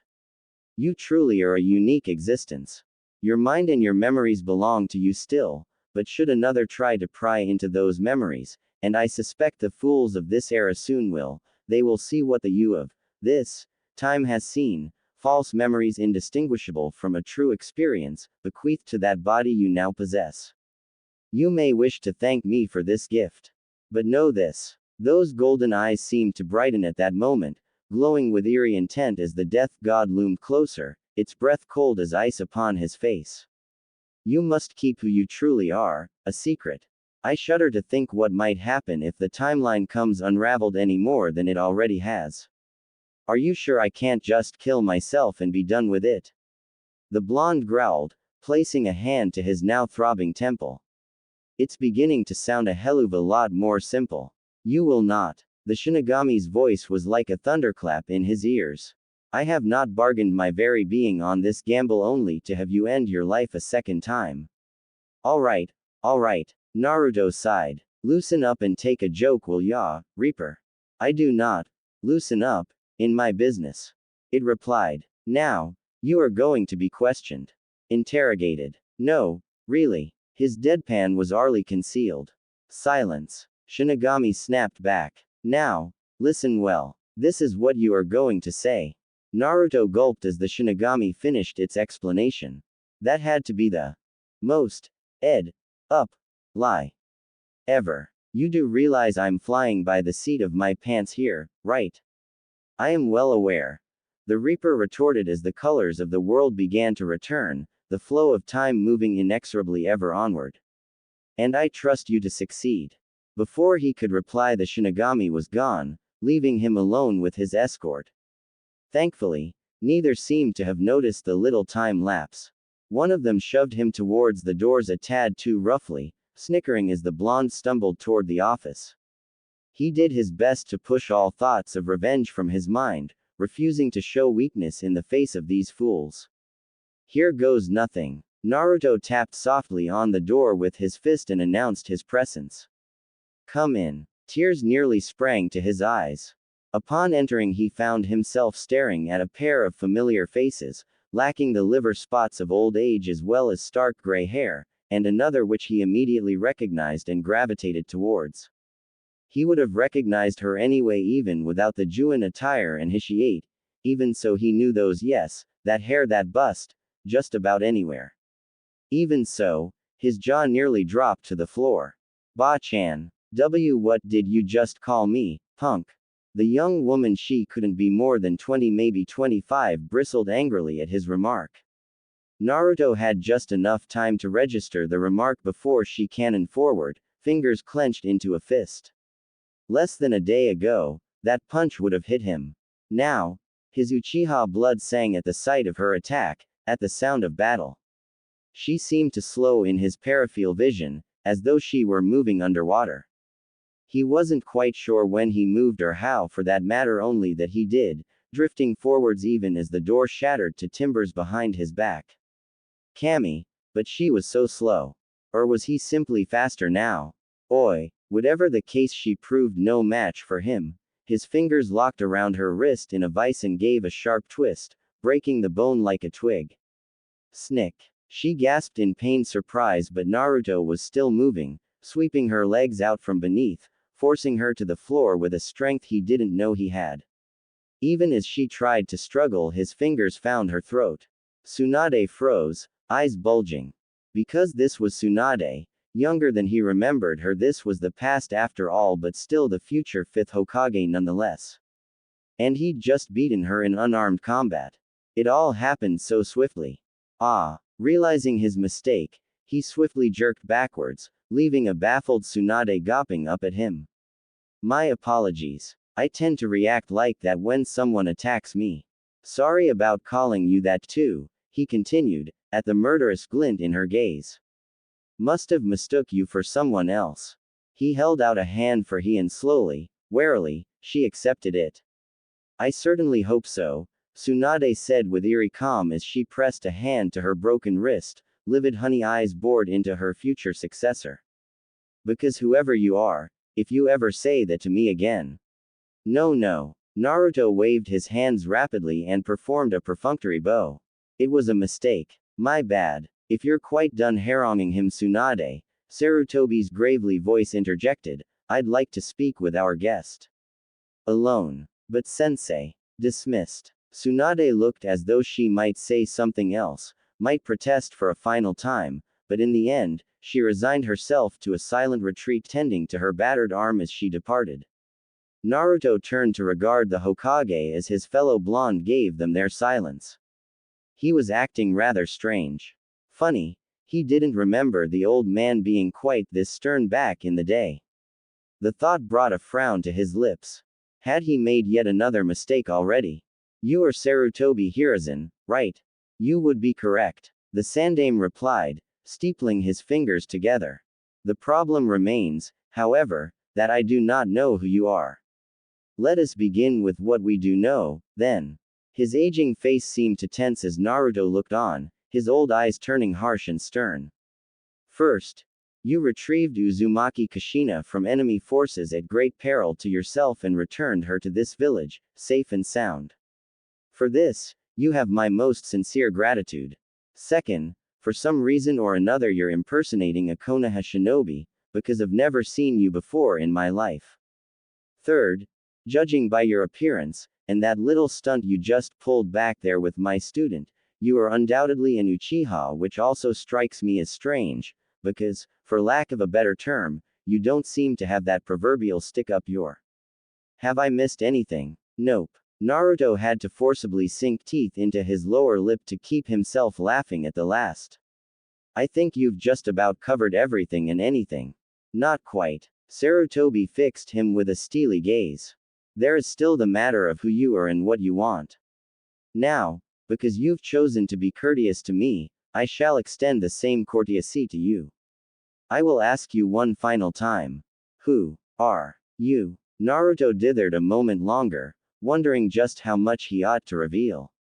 He'd already altered events by saving his mother, who was to say what would happen if he revealed he was from the future. Slowly the Junin opened his eyes, letting the gathered teardrops run down the side of his face towards his ears. Just what the hell was he going to do? Even if they did believe his story, there was no way in hell they'd accept his change in appearance. At the least, they'd throw him in a mental hospital. At worst, they'd condemn him to death. The Shinigami's explanation rang through his mind once more. This is what you are going to say. He felt his eyes begin to burn again. He knew what answer he had to give. Do you know the name Uchiha Madara? There was a silence. When the third next spoke, there was an audible edge to his words. Surely you're not claiming to be PSH. Naruto snorted and waved the Sandaime's concerns aside. There could be no taking his words back now, the only way out was forward. Of course I'm not Madara. I'd have to be like 100 years old. Much to his own consternation he steeled himself, drew a deep breath, and continued the lie, continued to weave this fine, delicate tapestry of falsehood. I'm his descendant. What? Did I stutter? Naruto forced a tuff of arrogance into his voice. Easy enough when you knew someone like Sasuke and watched the words work their magic. Uchiha Madara is my grandfather. I am of his blood. Must I demonstrate myself further? Sarutobi paled and promptly crossed himself. Twice. Naruto watched a myriad of emotions flicker across his face. A descendant of that man, standing here before them. Now that he looked, the man did bear a passing resemblance to the legendary Uchiha, but no. That couldn't be possible. Madara didn't have any descendants unless he'd fathered a child before being slain by Hashirama in the Valley of End. And if he had, if such a child had grown and produced yet another child. He slammed the lid shut on that train of thought before it could consume him. I'm afraid I'll need more proof than your word. See is believing, after all. Naruto sighed and released chakra into his coal-black eyes, awakening the bloodline bestowed upon him. Sarutobi stiffened as the Sharingan abruptly emerged, its triple tomo swirling fiercely angrily in each eye. Naruto bit back a grimace of his own once he beheld his reflection in the Sandaime's slate-gray stare. Madara's eyes were still evolving.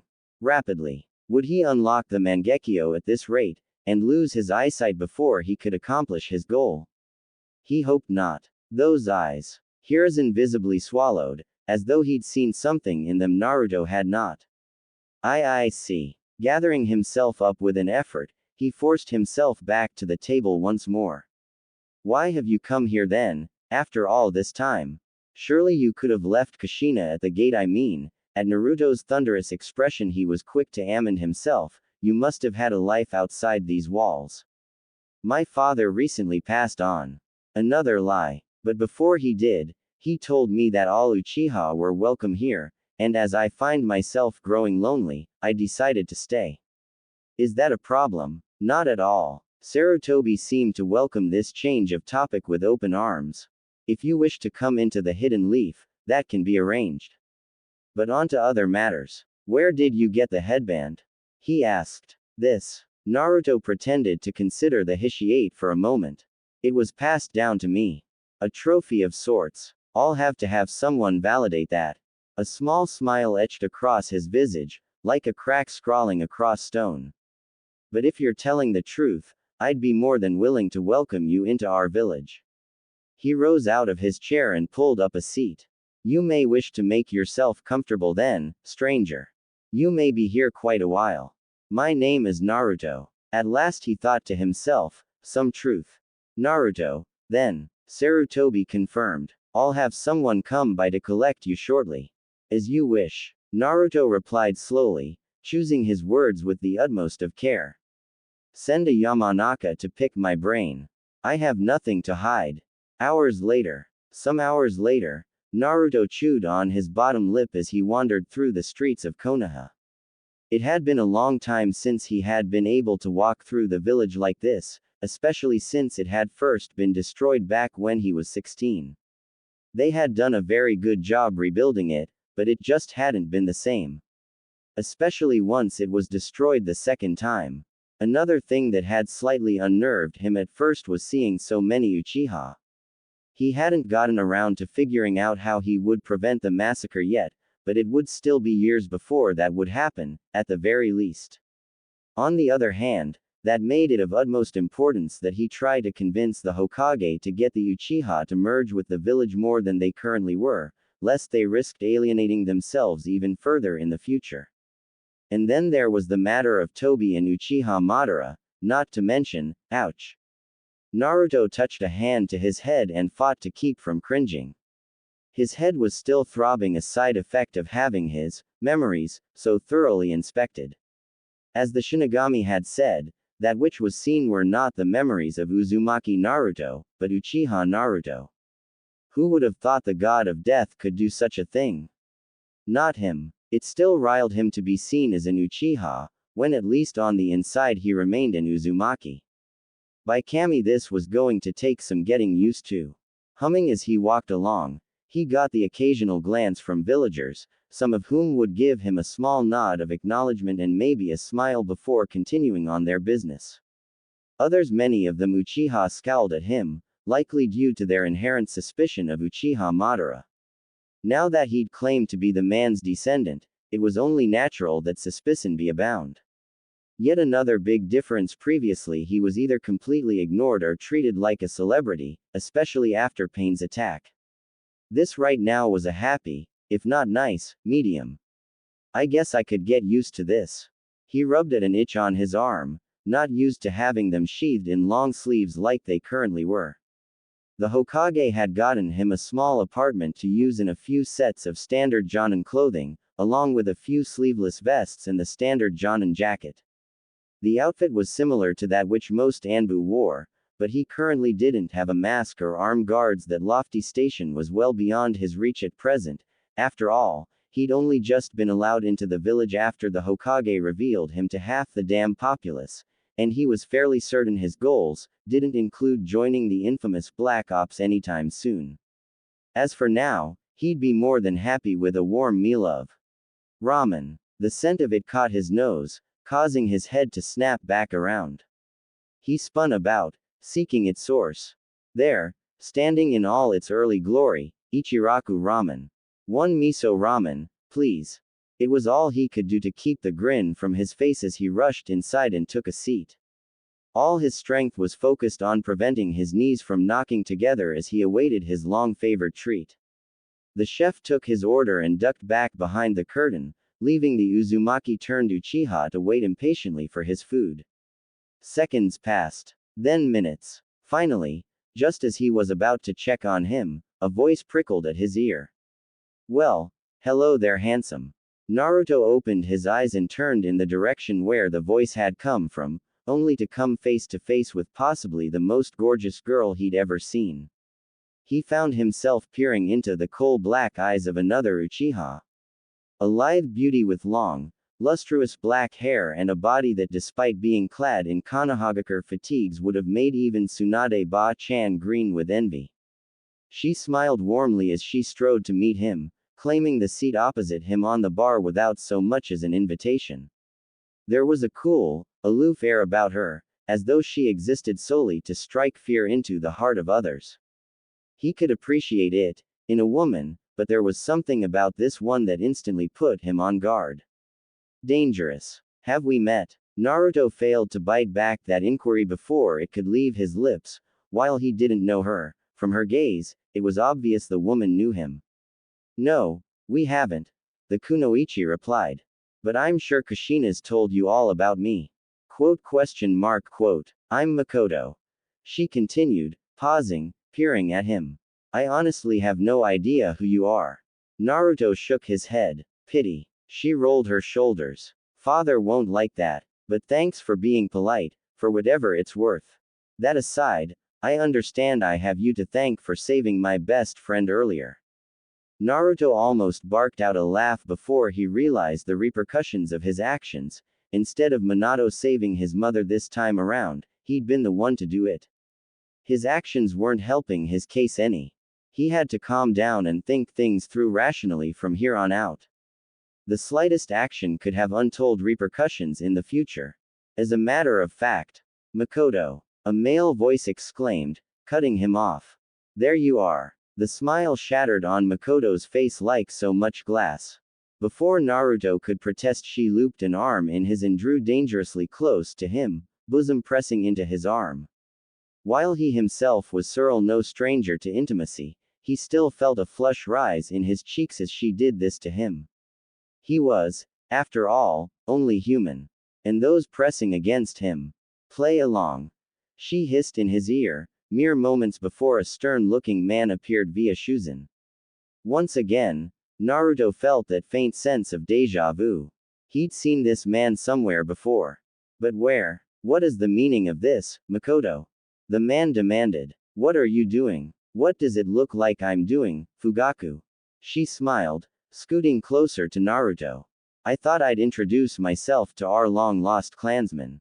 Naruto nearly dropped his chopsticks. He knew that name. In his youth before the massacre, he'd gotten into enough trouble to learn it well, having often found himself before the man's desk to be brought to the clan's so-called justice for his pranks. Just as he knew this man would someday be the father of Sasuke and Itachi. His left hand twitched with the sudden desire to kill this man. After what Sasuke had done, he'd be doing a world of good by ending his father's life. "This fool," Fugaku scoffed, scowling at Naruto. "He's no kin of ours, regardless of what Lord Hokage says. Anyone with dark hair and black eyes can waltz in here and claim to be one of us. But what proof does he have, I wonder? For all we know, he could be an enemy spy." Snick. He blinked in surprise as a thin red line opened across his cheek, spilling crimson down his collar. Naruto retracted his hand back onto the counter, having been the one to throw the knife with deadly accuracy. His eyes narrowed upon Fugaku. His Sharingan must have activated somehow, because the man visibly flinched when he met his gaze. "Care to run that by me again?" he hissed. "You don't frighten me, outsider." The Uchiha snapped back. "And no class like you is nothing." "No class? Is that so?" Naruto quipped, detaching himself from Mikoto, swiveling to face the man. "Then why does it look like you're about to piss your pants?" He had the succinct satisfaction of hearing Mikoto's laughter. Why did that sound bring such perverse pleasure to him anyway? And his grin only grew as he beheld his adversary's reaction. Fugaku's face flared 5 different shades of red. Why you dare? Oh, I dare. The former blonde was rising from his stool now, ramen completely forgotten in the wake of his anger. What are you going to do about it, little man? Ah, the sweet irony of it all. As an adult, Naruto was a good head and shoulders taller than Fugaku, towering over him like a giant. To think he'd once feared this man in his youth. There was nothing he could do to hurt him now, he was invincible. Untouchable. And if this belligerent fool thought he stood a chance in hell, he'd probably try and. Training Ground 7. The words were little more than a snarl. This evening, with Mikoto-sama as my witness, I will prove just how worthless you are before the clan, worm. I'm shaking in my sandals. Naruto growled, knowing the man had just made a fatal mistake. With to another word, Fugaku rounded on his heel and vanished in a shushin. Kami, I am so sick of him. Mikoto groaned the moment he was out of earshot. All he does is prattle on and preen like a complete idiot. The clan this, the clan that. He's not even the heir and he goes on about it more than I do, for God's sake. Sighing, she pressed her head to the counter, as though she could somehow bury her woes there. He is an, isn't he? Naruto muttered into his drink. Just like Sasuke, he added to himself. Mikoto shook her head at that, raven tresses swaying from side to side. That's not it. I'm the representative of the whole clan. If the clan is in a bad position, I must protect it. I'm an only child and my father isn't getting any younger. So the job of looking after the clan must be left to me. My father is the supervisor of that job, so that's probably why he pays so much attention to me. But with conversations between us alone. Today, when Otu-san spoke with me, he spoke of you, and what you did for Kushina.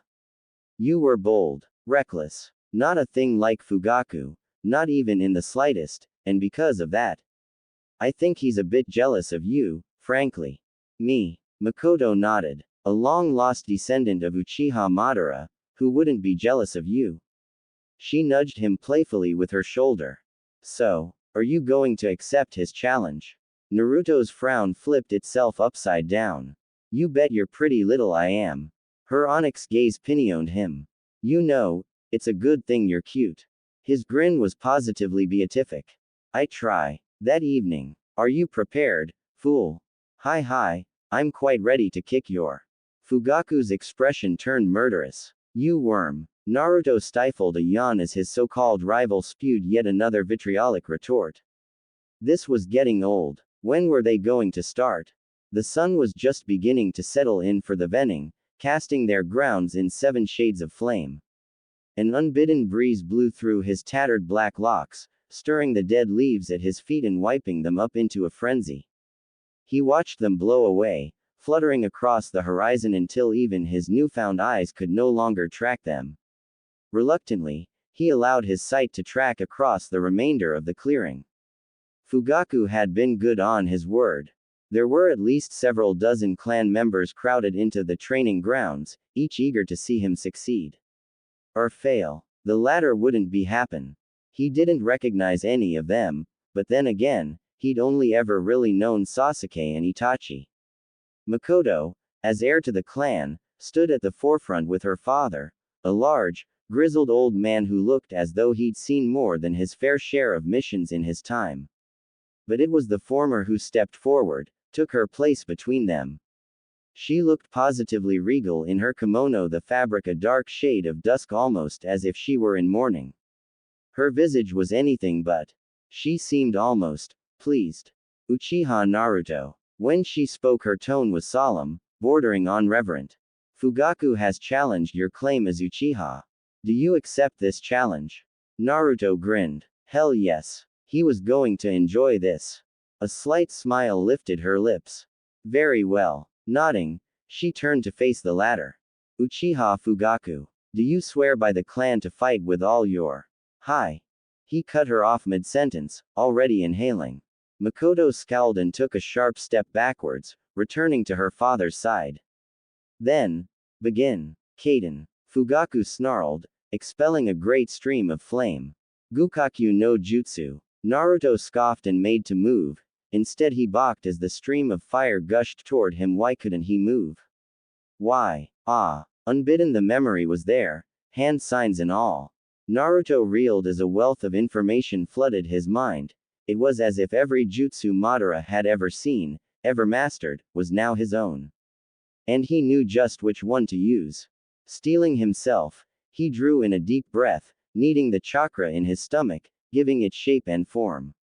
If one wanted to extinguish a flame, they need only give rise to an even more powerful inferno, by which they might overwhelm and extinguish it. Fugaku must have sensed the sudden upswing of chakra, because his eyes bulged. That's Kaden. Naruto spat, grinning from ear to ear. Goka Mekyaku. He exhaled mightily, expelling all the chakra he'd been stoking in his lungs.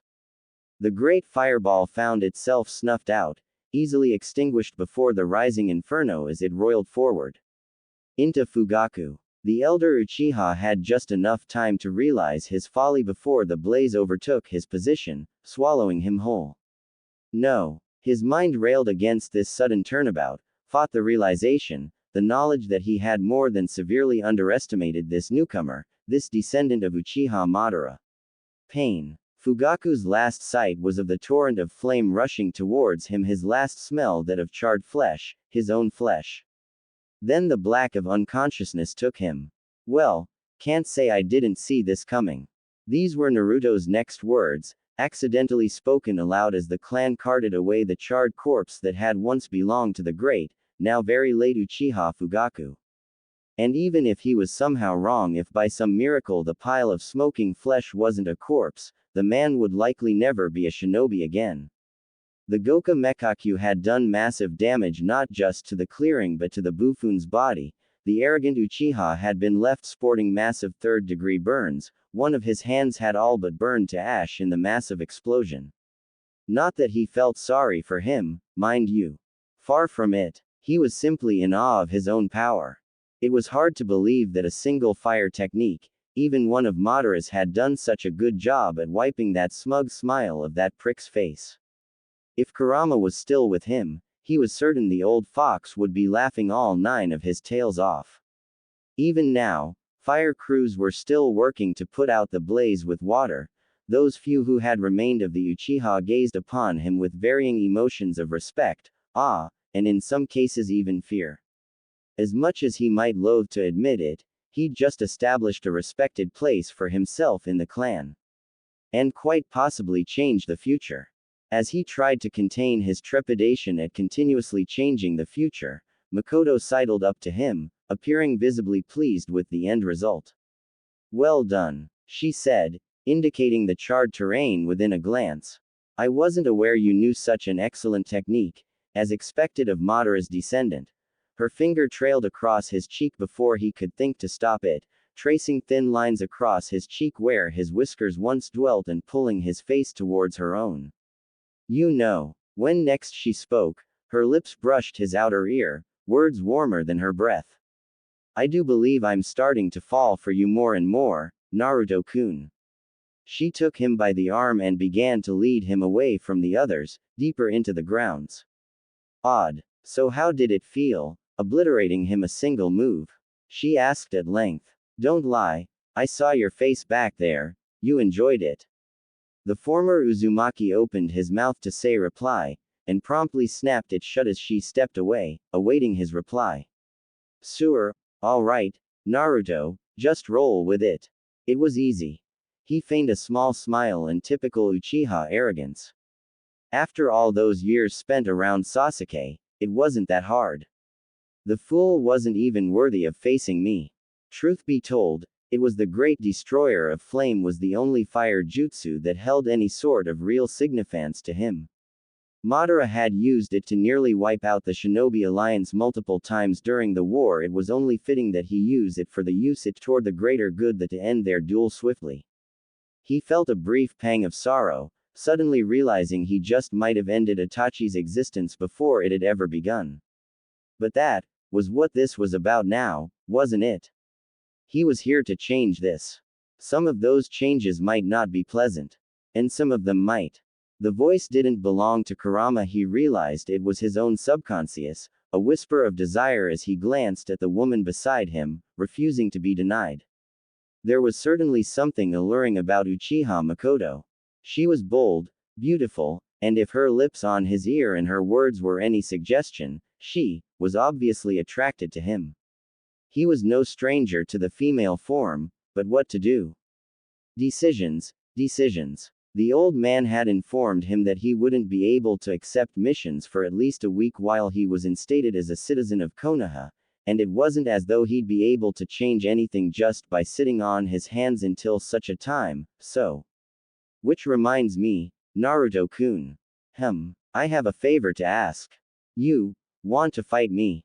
Naruto edged his head aside as Mikoto finished her explanation, restraining a pained grimace as his raven locks threatened to blot out his vision once again. Kami alive, but he wasn't used to have this much hair. He'd have to cut it soon, perhaps into his old hairstyle. Maintaining it in its present form was absolutely out the question. Eerie resemblance to Uchiha Madara aside, he didn't necessarily enjoy being reminded of those old memories. The images of the madman cutting his friends and family down were still too fresh to endure. Mikoto nodded, mistaking his silence for affirmation. Just a simple spar. No ninjutsu, or genjutsu. Only our Sharingan. Perhaps some kunai. I wish to see how your skill compares to mine. Once more, the time-traveling shinobi had to pause to consider the ramifications of his actions. Something about the way she'd said spar set off alarm bells in his head. Surely she couldn't be serious. After seeing what he'd done to Fugaku, she wanted to face him herself. You'll have to forgive me lack of enthusiasm. Granted. She replied, raising her arms and settling into a stance. You don't strike me as the type to hurt someone without cause. I like that. So, why don't we sweeten the deal? That caught Naruto flat-footed. Once again, and for the first time since meeting with Hiruzen here in the past, he was truly at a loss for words. I beg your pardon. Mikoto's smile sent shivers down his spine. Say, if I win, you'll spend the remainder of the day with me, you'll spend the night in my quarters and do whatever I ask until sunrise. Oi, and if I win? The heiress's grin seemed to falter for an instant, as though she hadn't considered the possibility of her defeat. Then I'll be yours to do with as you please for the evening. Just like that. Naruto's deadpan was barely concealed. He didn't believe her for an instant, but something inside him stirred at the challenge. If I didn't know better, I'd say you're trying to get me in bed. Figure that out on your own, did you? Look, we barely even know each other. What's to know? Mikoto countered, folding both arms before her not insubstantial bosom. I find you attractive. Don't you feel the same? It has nothing to do with whether you're related to Madara or not. I could care less about that. However, what I do care about is your strength. You proved your power against Fugaku back there. You're obviously more than a match for most of our clan. I dare say you'd even best my father, and he's the clan head. As his heir, I wish to see your true capabilities firsthand for myself. You do understand that, I trust.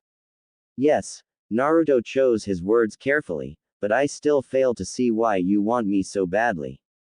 In the face of his silence, she smiled. It seems forward, I know, but I have always known what I've wanted in life, ever since I was a little girl. Someone strong. A man who doesn't piss or preen over tradition. Someone willing to stand up for himself and what he believes in. She turned aside then, her eyes downcast. Until you came along, I was beginning to lose hope. I'd never thought I would find someone like that. Unfortunately for you, and here she did raise her gaze, eyes bright and determined.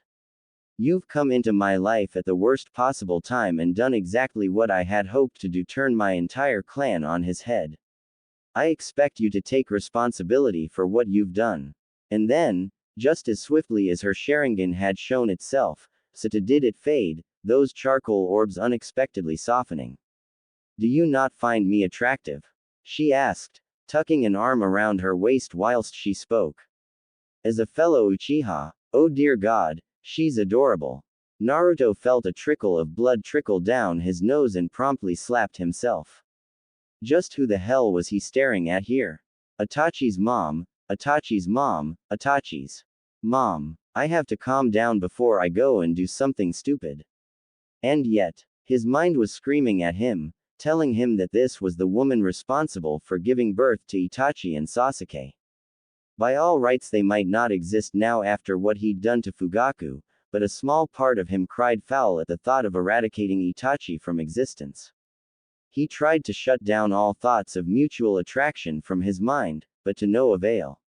They clung like a stain to his brain, resisting all attempts to be scrubbed off and clean. And as such, he wasn't quite ruining the next words that emerged from his mouth. Well, you're certainly not unattractive.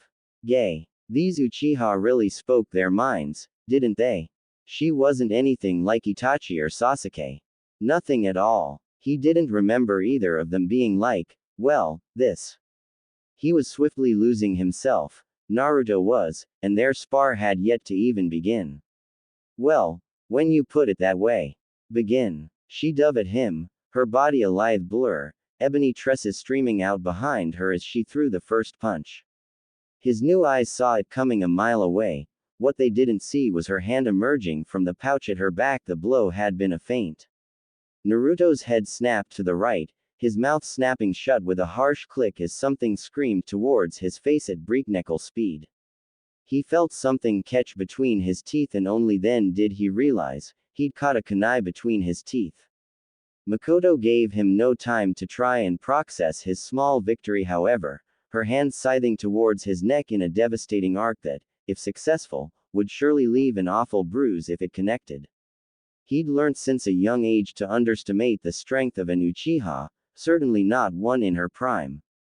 With a hiss his head arched backward, taking the kunai between his teeth and shooting it back at her with the sheer force of his tongue alone. A thin slice opened upon the older Uchiha's cheek, earning him the briefest of surprised snarls. His hand snared her wrist in a vicious vice, biting down with enough force to shatter bone. This same technique had broken Tsunade's wrist hours before. Mikoto didn't even flinch. Naruto saw it then, the chakra circling in her veins, strengthening her body, granting her resilience momentarily surpassing his own strength. Not bad. She conceded. But, he challenged. But I can do better. Mikoto scissored her legs beneath him, depriving both of their balance. The Uzumaki turned Uchiha had a heartbeat to realize just how much he was beginning to enjoy their little spar, before that old instinct of his kicked in, sending his new body whirling into action. Sharingan eyes flared, he saw her heel come sweeping towards him an instant before Mikoto began the motion. In the blink of an eye, he launched himself upright, planting his knee into her stomach. He braced himself then, readying for the counterattack. That never came. Mikoto crumpled like a sack of potatoes, her body flopping like a wet noodle to the ground. Oh crap. He'd underestimated his strength. Just what kind of awful power dwelt in this new body of his, to fell someone with a single blow. Stooping to a knee, he began to check for a pulse, silently fearing the worst. He hadn't killed her, had he? A harsh cough from Mikoto swiftly disabused him of such a notion. She was still breathing, though stunned by the blow to her stomach all the same. Sorry. Naruto murmured. Guess I don't know my own strength. Impressive. She gasped up at him. Your strength exceeds everything I thought it would be. Truly. As promised. Nope. What? I said no. Naruto felt he might be making the biggest blunder of his life, but still, he shook his head. Don't force yourself for the sake of your clan. I detest that. More than anything, he hated it when people were lying to themselves. He wanted no part of this if the heiress didn't truly want him. And for a moment, he thought he'd been right.